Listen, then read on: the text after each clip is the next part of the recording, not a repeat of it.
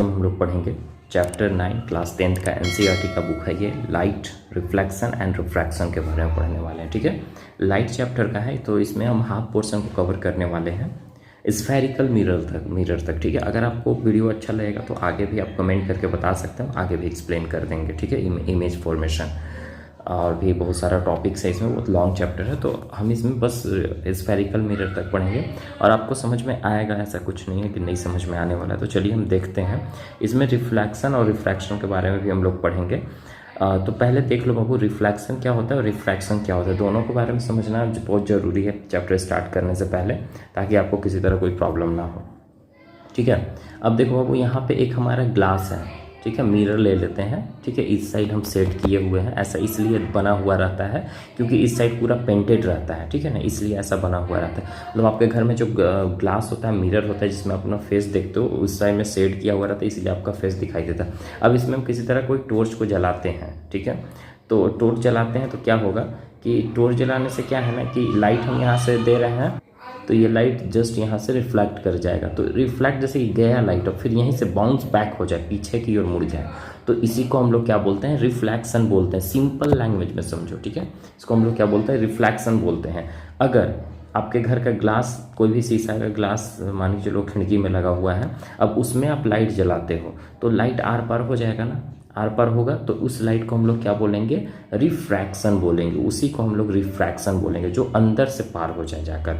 और कुछ light reflect भी करेगा। ठीक है, और रिफ्लेक्शन मतलब कि वर्ड्स का मतलब समझो। रिफ्रैक्शन मतलब कि आर पार हो जाना एक सिंपल लैंग्वेज में, और रिफ्लेक्शन मतलब कि बाउंस बैक, पीछे की ओर मुड़ जाना, कोई भी लाइट आर पार ना हो। ठीक है, वाटर में भी आप लाइट को करते हो तो कुछ लाइट रिफ्लेक्ट करेगा, रे ऑफ लाइट्स, और कुछ ज़्यादातर क्या करेगा, रिफ्रैक्ट करेगा, अंदर की ओर जाएगा। ठीक है, तो अब देखो बाबू, यहाँ चैप्टर 9 था तो ये हम लोग लाइट के बारे में पढ़ने वाले। तो हमको पता है कि हम लोग अपने अगल बगल बहुत सारे वेराइटीज ऑफ ऑब्जेक्ट्स देखते हैं। ऑब्जेक्ट्स मतलब कि कुछ भी आप अगल बगल, आप भी एक ऑब्जेक्ट हो, टेबल, चेयर, बेंच, डेस्क वगैरह सारा कुछ ऑब्जेक्ट है, तो आप अपने अगल बगल ऑब्जेक्ट देखते हो। ठीक है ना, कि however we are unable to see anything in a dark room. और जहाँ तक कि हम देखते हैं कि डार्क रूम में, अंधेरा रूम में किसी भी तरह कोई चीज़ नहीं दिखाई देता है। ठीक है, जब उसमें लाइट हम जलाते हैं तब वो रूम हमको दिखाई देता है। ठीक है, उसमें जो भी कुछ रखा हुआ है वो सब हमको दिखाई देता है, अदरवाइज डार्क रूम में ऐसे नहीं दिखाई देता है। तो किसके कारण हमको दिखाई दिया डार्क रूम में? दिन के समय में जो सनलाइट क्या करता है कि हमको मदद करता है कोई भी ऑब्जेक्ट को देखने के लिए। ठीक है, ऑब्जेक्ट क्या करता है कि रिफ्लेक्ट करता है लाइट और उसके बाद उस पर गिरता है, तब जाकर हमारा क्या होता है कि हमारे तक आकर दिखाई देता है। जैसे कोई भी चीज़, यहाँ पे एक ऑब्जेक्ट रखा हुआ है। ठीक है, हम यहाँ से टॉर्च को जलाते हैं, अब ये अंधेरा रूम में है। ठीक है, तो जब यहाँ पे जहाँ पे टॉर्च जलेगा वहीं पे हमको दिखाई देगा, क्योंकि लाइट जब इस पे गिरेगा तो गिरने के बाद जस्ट रिफ्लेक्ट करेगा लाइट। ठीक है, रिफ्लेक्ट करके हमारे आइज तक आएगा, तब जाकर हम इसको देख पाते हैं। यही चीज़ है कि हम लोग ये लाइट की मदद से देख पाते हैं। ठीक है ना, अब यही जो रिफ्लेक्टेड रे है, जब हमारे आँख को रिसीव करता है तब जाकर हम किसी भी चीज़ को देखने योग्य होते हैं। We are able to see through the transparent medium as a light transmitted through it.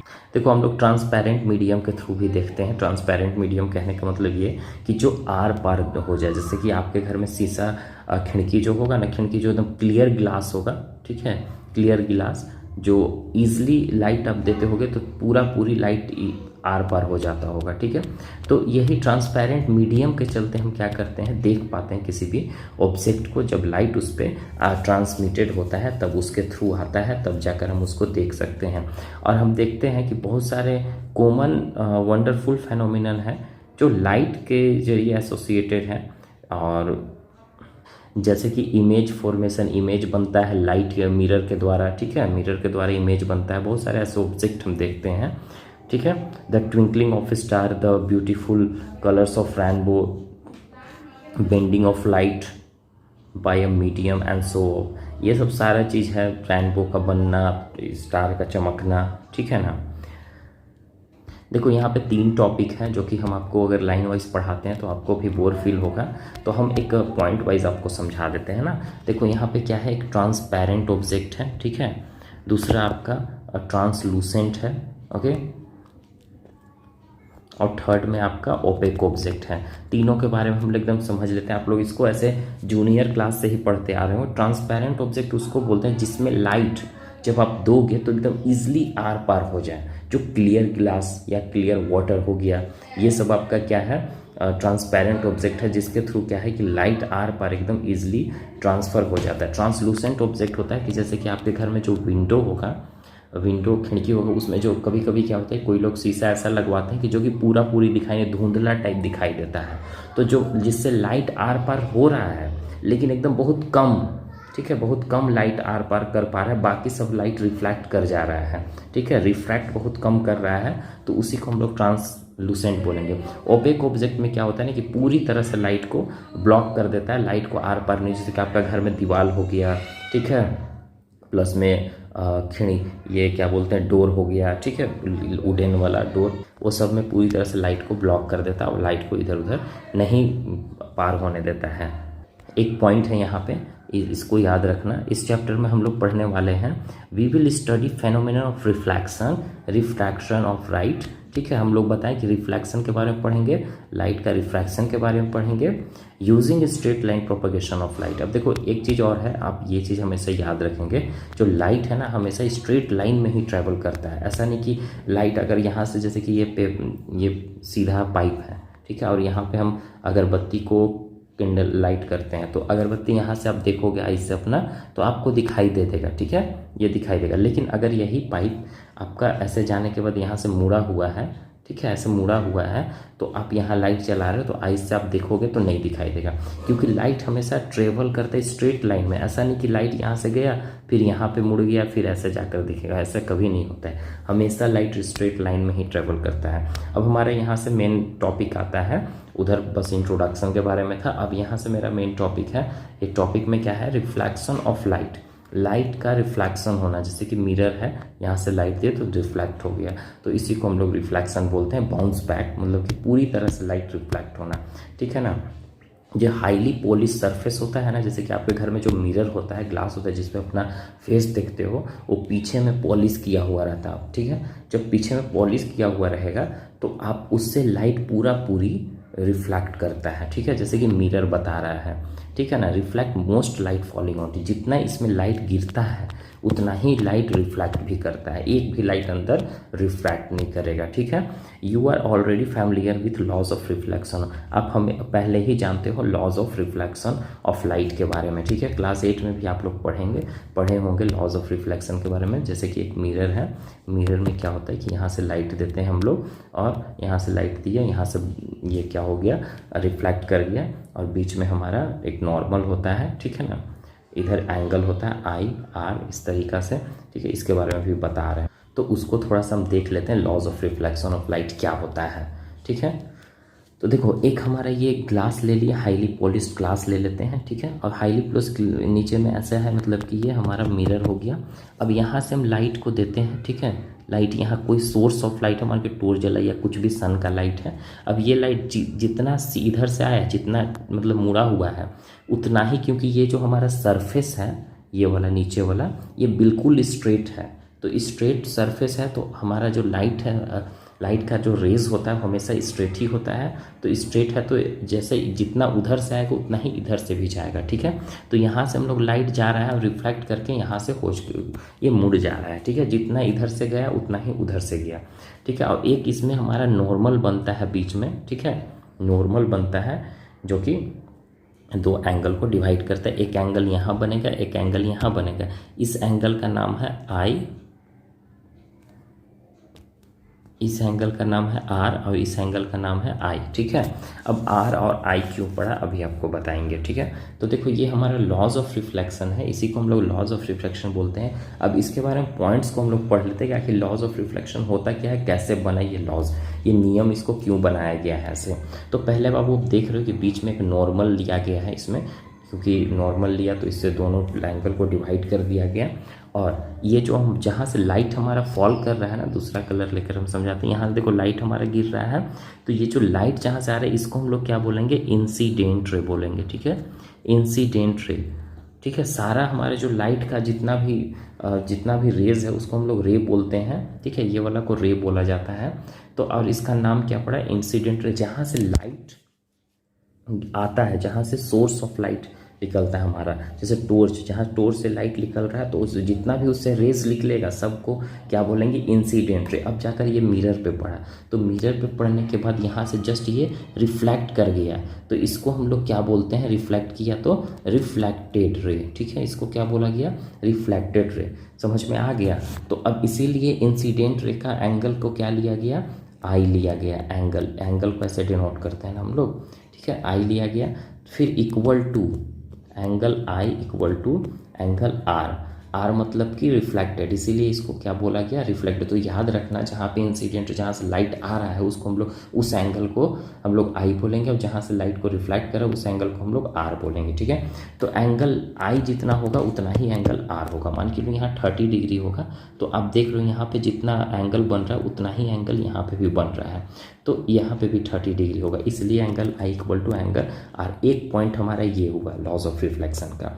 दूसरा पॉइंट क्या है कि यहाँ पे देखो, ये पॉइंट है हमारा, एक पॉइंट है जो नॉर्मल पॉइंट है, यहाँ पे ओ होगा। ठीक है, सारा पॉइंट जैसे कि इंसिडेंट रे हो गया, रिफ्लेक्टेड रे हो गया और नॉर्मल हो गया, सब एक पॉइंट पे गिर रहा है। जितने भी रेस हैं सब एक पॉइंट पे गिर रहा है। ठीक है, सेम पॉइंट पे। तो एक दूसरा हमारा पॉइंट ये हो गया। ठीक है ना, दूसरा पॉइंट हमारा वो हो गया, मतलब नॉर्मल पॉइंट, इंसिडेंट रे, ठीक है, और हमारा रिफ्लेक्टेड रे, सब सेम लाइन पे, सेम प्लेन पे गिर रहा है। तो ये हमारा दूसरा पॉइंट हो गया। ओके, अब यहाँ पे कुछ यहाँ पे कुछ टॉपिक्स, इसको हम डिस्कस कर लेते हैं। ठीक है ना, तो यहाँ पे क्या बोला, कर्व्ड सरफेस के बारे में हम लोग को बोला जा रहा है। कर्व्ड सरफेस मतलब कि सरफेस कुछ इस तरीका से रहेगा, कर्व मुड़ा हुआ टाइप रहेगा। तो यहाँ पे एक शाइनिंग स्पून का एग्जांपल लिया है, जैसे कि एक हम यहाँ पे स्पून ले लेते हैं, ठीक है, चम्मच ले लेते हैं ना। तो चम्मच क्या होता है, कर्व टाइप रहता है, मुड़ा हुआ रहता है, ये शाइनिंग होता है। इसका इधर से भी आप फेस देखोगे अपना, और इधर से भी फेस देखोगे अपना। ठीक है, ठीक है। तो यहाँ पे स्पून की बात कर रहे थे हम लोग। तो स्पून वाला में क्या था कि स्पून जो हमारा था, इसमें इधर की तरफ देखो कि ऐसे मुड़ा हुआ रहता है अंदर की तरफ, और इधर आउटवर्ड की तरफ भी रहता है। तो दोनों तरफ से आप फेस अपना देख सकते हो इसमें। ठीक है, इसका दोनों तरफ रिफ्लेक्टिंग रे। हाँ, ये एक स्फेरिकल मिरर का टाइप है। अब कैसे स्फेरिकल मिरर एक्चुअल में होता क्या है, जैसे कि आप स्फेयर के बारे में सुने होंगे। स्फेयर मतलब कि आपका जैसे कि बॉल जो है ना, बॉल जिससे आप खेलते हो क्रिकेट, वो बॉल एक स्फेयर शेप में होता है। ठीक है, स्फेयर उसी को बोलते हैं। पूरा स्फेयर मतलब कि पूरी तरह से चारों तरफ से घुमा हुआ होना चाहिए, चूड़ी जैसा नहीं होना चाहिए। चूड़ी मतलब कि वो आपका सर्कल हो गया। स्फेयर मतलब पूरा आप हाथ में लो, बॉल को देख रहे हो ना, मतलब बॉल को हम लोग स्फेयर बोलेंगे। तो उसी तरह से चम्मच का भी, स्पून का भी कुछ उसी तरह से शेप है, तो आधा, इसीलिए इसको हम लोग क्या बोला जा रहा है, स्फेरिकल। ये किसका टाइप है, स्फेरिकल मिरर का टाइप है ना। जैसे कि आप इसको स्फेरिकल को लिया, अब इसमें से हाफ को अलग कर दिया, हाफ को अलग किया, हाफ को अलग की, तो क्या आपको दिख रहा है ना, ये मिरर टाइप, स्पून टाइप दिख रहा है ना। तो वही चीज़ हो गया हमारा ये स्फेरिकल मिरर, इसीलिए इसको बोला जा रहा है कि इसी का एक टाइप हुआ, स्फेरिकल मिरर का टाइप हुआ। ठीक है, और इस मिरर टाइप में क्या होता है कि रिफ्लेक्टिंग सरफेस होते हैं, मतलब कि स्फेयर में रिफ्लेक्टिंग सरफेस होते भी हैं, नहीं भी होते हैं, मतलब कि बेसिकली होते हैं मिरर वगैरह में। ठीक है, तो स्फेरिकल मिरर के बारे में भी हम लोग यहाँ पे देख लेते हैं। तो देखो बाबू कि जो रिफ्लेक्टिंग सरफेस होते हैं ना स्फेरिकल मिरर का, या तो कर्व्ड इनवर्ड होता है या आउटवर्ड होता है। मतलब कि स्फेयर या तो अंदर की ओर मुड़ा हुआ रहेगा या तो बाहर की ओर मुड़ा हुआ रहेगा, मतलब कि इधर की ओर। ठीक है, बाहर इधर हो गया, अंदर इधर हो गया। ठीक है, तो इसी को हम लोग क्या बोलते हैं, स्फेरिकल मिरर बोलते हैं। स्फेरिकल मिरर में क्या होता है कि जिसका रिफ्लेक्टिंग सरफेस अंदर की ओर लाई करता है, अंदर की ओर है। ठीक है, और फेसेस जो होगा से मतलब कि सेंटर की तरफ होगा, तो उसी को हम लोग क्या बोलेंगे, कॉनकेव मिरर बोलेंगे। इसको हम एकदम सिंपल लैंग्वेज में समझ लेते हैं। ठीक है, यहीं से देखो ये हमारा क्या हुआ, कॉनकेव मिरर हुआ। अब ये हमारा क्या हुआ, कॉन्वेक्स मिरर किया। दोनों मिरर किसके टाइप्स के हैं, स्फेरिकल मिरर के टाइप हैं। ठीक है, स्फेरिकल मिरर के टाइप हैं। ठीक है, अब कैसे स्फेरिकल मिरर के टाइप है हम आपको बताएं, क्योंकि आप जब बॉल लेते हो तो बॉल आपका क्या है, वो स्फेयर है, उसको पार्ट में कर दो तो इस टाइप का कुछ दिखेगा ना, ऐसा उसका जो सरफेस होता है आप देखोगे इस तरीका से सरफेस रहता है, मतलब कि राउंड टाइप सरफेस आपको देखने को मिलेगा। ठीक है, अब अंदर उसको फाड़ोगे तो अंदर की ओर ऐसा सरफेस देखने को मिलेगा। ओके, या स्पून को ले लो, तो ये हमारा ये कॉनकेव मिरर हुआ, ये हमारा कॉन्वेक्स मिरर। लेकिन आपको नहीं समझ पा रहा हो कि सर इसको कॉनकेव और कॉन्वेक्स कैसे कहोगे, तो देखो बाबू, इसलिए इसको कहेंगे कि इसका देखो ये हमारा एक बना हुआ है ऐसे, मान के चलो ये ग्लास है, आपके घर में जो ग्लास होता है ना जिसमें आप फेस देखते हो, वही चीज़ है मान लो, लेकिन इसका जो पॉलिशिंग है इस साइड किया हुआ है, इस साइड पॉलिश किया हुआ है, ठीक है ना। देखो यहाँ पे भी साइड बनाया हुआ है ना इसका, इधर मतलब कि उधर पॉलिश किया हुआ है। तो आप जब इधर पॉलिश किया हुआ है तो अपना चेहरा इसमें किधर की ओर देखोगे, अंदर इधर की ओर देखोगे, ठीक है। अंदर से आपको दिखाई देगा इसका चेहरा, दिखाई देगा ना। तो ऐसे मिरर को हम लोग क्या बोलेंगे, कॉनकेव मिरर बोलेंगे, जिसका रिफ्लेक्टिंग सरफेस अंदर की ओर हो, जैसे कि यहाँ की ओर हो रिफ्लेक्टिंग सरफेस, समझ रहे हो ना, उसको हम लोग कॉनकेव मिरर बोलेंगे। और शेडिंग बाहर किया हुआ हो और अंदर की ओर इसका हमारा फेस दिखे, इनवर्ड हम जिसको बोल रहे हैं, तो उसको हम लोग रिफ्लेक्टिंग कॉनकेव मिरर बोलेंगे।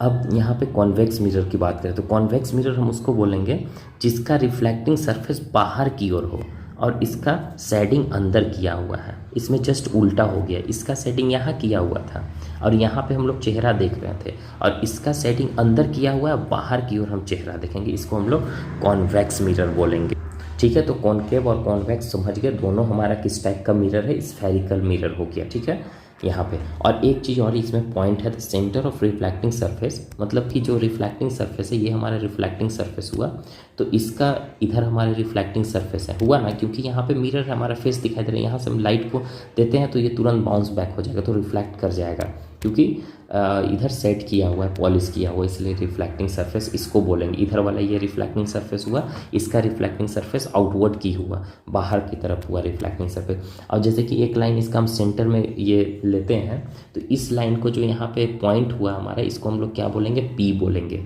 ठीक है। इसको क्या बोलेंगे, पोल बोलेंगे, ठीक है, पोल बोला, जिसको हम लोग बड़ा पी से डिनोट करते हैं। क्लियर हो गया। अब देखो यहाँ पे क्या लिखा हुआ है, उसके बारे में हम आपको यहाँ पे पिक्चर को ड्रॉ करके बता दे रहे हैं। जैसे कि रिफ्लेक्टिंग सरफेस अगर स्फेरिकल मिरर का एक क्या बनाता है, स्फेयर बनाता है, वो पार्ट है, सॉरी एक पार्ट है स्फेयर का, ठीक है। और ये स्फेयर का एक सेंटर होगा ही, इस पॉइंट को हम लोग सेंटर ऑफ कर्वेचर बोलते हैं स्फेरिकल मिरर का, और इसको हम लोग लेटर सी से डिनोट करते हैं, ठीक है ना। अब देखो सेंटर ऑफ कर्वेचर, जैसे कि यहाँ पे हम क्या लेते हैं, एक हम कॉनकेव मिरर ले लेते हैं, इसका शेडिंग पार्ट इधर होगा, ठीक है, शेड इधर किया हुआ है, तो रिफ्लेक्टिंग सरफेस हमारा अंदर की ओर होगा। अब यहाँ पे एक लाइन यहाँ पे हम ड्रॉ करते हैं, ठीक है। तो यहाँ का जो सेंटर होगा इसको हम लोग क्या बोल रहे थे, पी बोल रहे थे, जिसको पोल बोला जा रहा था, ठीक है। अब यहाँ पे इसका ये जैसे कि यहाँ पे एक पॉइंट हम ले लेते हैं, ठीक है, एक पॉइंट ले लेते हैं जहाँ पे, जिसको हम लोग क्या बोले, सी, इसको सी मतलब कि सेंटर ऑफ कर्वेचर बोल रहे हैं, ठीक है। और फिर हमारे यहाँ पे क्या होगा, ये हमारा सेंटर ऑफ कर्वेचर है। और एक चीज़ आप याद रखोगे कि ये तो हमारे स्फीयर का आधा पार्ट है ना। अगर हम इसको इधर से ले लेते हैं ऐसे पूरा, ठीक है, पूरा इधर से लेते हैं, तो देखो एक हमारा सर्कल टाइप स्फीयर टाइप बन गया ना, बन गया। तो अब देखो ये जो ये एक सर्कल में कैसे होता है, हमारा सर्कल में एक सेंटर होता है ना। तो जो सेंटर होता है उसी को हम लोग यहाँ पे क्या बोल रहे हैं, सेंटर ऑफ कर्वेचर बोल रहे हैं। क्लियर हो गया, सेंटर ऑफ कर्वेचर इसको बोलेंगे। और यहाँ वाला पॉइंट को हम लोग पोल बोलेंगे, जिसको हम लोग पी से डिनोट करते हैं, यहाँ कैपिटल सी से डिनोट करेंगे सेंटर ऑफ कर्वेचर का। और यहाँ से लेकर यहाँ तक का दूरी को हम लोग क्या बोलते हैं, आर बोलते हैं, रेडियस बोलते हैं। क्लियर हो गया, इसको हम लोग क्या बोलेंगे, रेडियस बोलेंगे। आई होप कि आपको समझ में आ रहा होगा, ठीक है। इसको रेडियस बोला जाता है। और बीच में हमारा एक क्या होगा, यहाँ पे एफ होगा, ठीक है, जिसको हम लोग फोकस बोलते हैं, ठीक है ना, जिसको हम लोग क्या बोलेंगे, फोकस बोलेंगे। अब इसको फोकस क्यों बोला जाता है, सारा कुछ आपको समझ में आएगा। देखो एक हम फिर से इस ये कॉनकेव लेंस को ड्रॉ कर रहे हैं, कॉनकेव मिरर को ड्रॉ कर रहे हैं, और इसका हम देखो यहाँ पे फोकस वोकस के बारे में समझाएंगे। अब यहाँ पे गए एक पॉइंट, इसको हम लोग क्या बोल रहे थे, पी बोल रहे थे, कैपिटल। और जब सेंटर में होता है हमारा पॉइंट, उसको सेंटर ऑफ कर्वेचर सी से डिनोट करेंगे। और यहाँ पे क्या है, ये हमारा एफ होगा, जिसको हम लोग क्या बोलेंगे, फोकस बोलेंगे। और ऐसा इसलिए बोला जा रहा है, अभी समझ में आएगा आपको। अब मान के चलो कि एक यहाँ पे लाइट है, सन का लाइट है, ठीक है, ओके, हो गया क्लियर। यहाँ पे कोई सोर्स है लाइट का, जहाँ से लाइट जा रहा है, तो हमको पता है कि लाइट हमेशा क्या है, स्ट्रेट लाइन में ही ट्रैवल करता है। ये बात आपको है पता, हमेशा किस लाइन में ट्रैवल करता है, स्ट्रेट लाइन में ट्रैवल करता है। अब एक बात आप याद रखोगे, ये तो हमारा जो मिरर है, ये तो हमारा जो मिरर है वो क्या कैसे मुड़ा हुआ, इनवर्ड की तरफ है रिफ्लेक्टिंग। तो जब ये अंदर जाएगा तो लाइट तो रिफ्लेक्ट करेगा, तो लाइट रिफ्लेक्ट करेगा तो इसका लाइट यहाँ आकर ऐसे रिफ्लेक्ट करेगा, फिर इसका यहाँ रिफ्लेक्ट करेगा, फिर इसका यहाँ रिफ्लेक्ट करेगा, फिर इसका यहाँ रिफ्लेक्ट करेगा।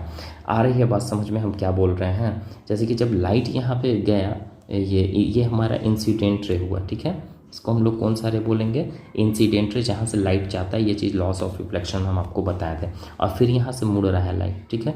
तो ये जो हमारा कौन सा लाइट रे हुआ? रिफ्लेक्टेड रे हुआ, ठीक है। और देखो सारा पॉइंट जाके कहाँ पे गिर रहा है? एफ पे गिर रहा है। एफ पे मतलब फोकस पे आ रहा है, सारा रिफ्लेक्टिंग रे फोकस पे मिल जा रहा है आपस में, ऐसे ऐसे जाकर, ठीक है, यहीं पे। तो इसीलिए इसको क्या बोला जा रहा है? फोकस बोला जा रहा है ना, ठीक है। इसको हम लोग कैपिटल एफ से डिनोट करेंगे। और रेडियस किसको बोलेंगे? मतलब कि सेंटर ऑफ कर्वेचर से लेकर पोल के बीच में जितना दूरी है, इसको हम लोग क्या बोलेंगे? आर से डिनोट करेंगे। ये हमारा क्या हो गया? रेडियस हो गया। इसी तरह से आप कॉन्वेक्स लेंस में भी बना सकते हो। कॉन्वेक्स लेंस में हमारा आउटवर्ड की तरफ क्या होता है? रिफ्लेक्टिंग सरफेस होता है, ठीक है। तो अब इसमें क्या है कि हमारा तो इधर ही बनता है, ठीक है। पॉइंट हमारा पी यहाँ हो गया, ये हमारा सेंटर ऑफ कर्वेचर हो गया, ये हमारा एफ हो गया, ठीक है। इसको फिर से अच्छे से ड्रॉ करके हम आपको दिखा दे रहे हैं। ये हमारा इधर की ओर शेडिंग किया हुआ रहेगा, तो हमारा तो लाइनिंग इधर ही बनता है। पी यहाँ हमारा हो गया, यहाँ पे हमारा एफ हो गया, यहाँ पे हमारा सी हो गया। इसको सेंटर ऑफ कर्वेचर, मतलब कि जब भी आप रे डायग्राम ड्रॉ कर रहे हो तो ये तीनों पी एफ सी आपको ड्रॉ करना ही करना है, ठीक है। तो अब इसमें तो हमारा रिफ्लेक्टिंग सरफेस इधर की ओर, बाहर की ओर है ना। तो हमको बाहर की ओर कैसे ड्रॉ करना होगा? जैसे कि मान लीजिए यहाँ से कोई लाइट दे दी है, तो लाइट हमेशा स्ट्रेट लाइन में ट्रैवल करता है, ठीक है। ऐसे हम लोग ट्रैवल करवा दे रहे हैं। आ रही है बात समझ में? अब यहाँ से गया लाइट हमारा, तो इसको यहाँ तक ले लो, ये हमारा प्रिंसिपल फोकस हो गया, टोटल लाइन को बोलेंगे। और अब जब ये लाइट रिफ्लेक्ट करेगा तो आउटवर्ड की तरफ है, तो लाइट यहाँ से रिफ्लेक्ट करेगा तो इधर की ओर लाइट इसका जाएगा, अंदर की ओर इमर्ज नहीं होगा। क्योंकि लाइट का देखो, ये हमारा जो सरफेस है थोड़ा सा मुड़ा हुआ है इस तरीक़ा से, तो बाहर की ओर फेंकेगा लाइट, देखो ऐसे है ना। यहाँ पे भी ऐसे होगा, यहाँ पे भी ऐसे होगा। तो अब आप देखोगे कि आप मिरर को देखोगे तो आपको ऐसा लगेगा कि लाइट जो है अंदर से निकल रहा है, ठीक है, अंदर से निकल रहा है ना, इस तरीक़ा से अंदर से आ रहा है। इधर का तो कुछ कलर अलग लेते हैं। आप देखो कि लाइट, अब बाहर से देखोगे तो लाइट लगेगा कि आपका अंदर से इस तरीक़ा से फोकस कर रहा है, ठीक है। तो यहाँ पे देखो सब लाइट एक ही जगह पे मिट रहा है, तो ये हमारा इधर बाहर वाला में यहाँ पे फोकस इसीलिए बोला जा रहा है, ठीक है। तो आपको ये चीज़ हमारा कॉन्वेक्स लेंस में ऐसा रे डायग्राम बना सकते हो आप लोग, ठीक है। तो आज के लिए इतना ही। अगर आपको वीडियो अच्छा लगा तो आप हमको कमेंट कीजिए, हम सारा कुछ समझाएंगे। वही चीज़ यहाँ पे भी दिया हुआ है जो भी आपको हम समझाएं, ठीक है ना। Bye take.